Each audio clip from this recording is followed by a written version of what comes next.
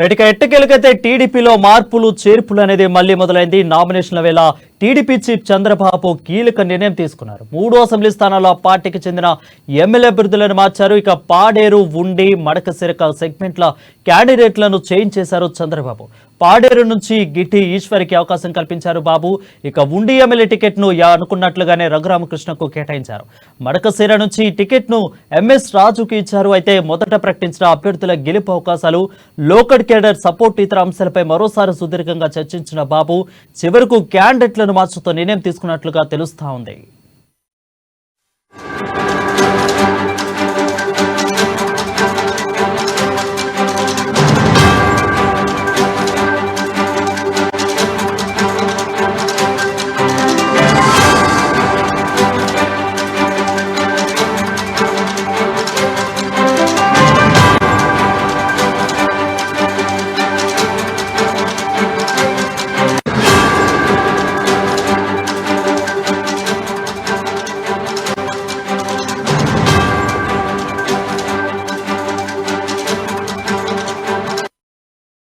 చూస్తున్నాం. నామినేషన్ల వేళ టీడీపీ చీఫ్ చంద్రబాబు కీలక నిర్ణయం తీసుకున్నారు.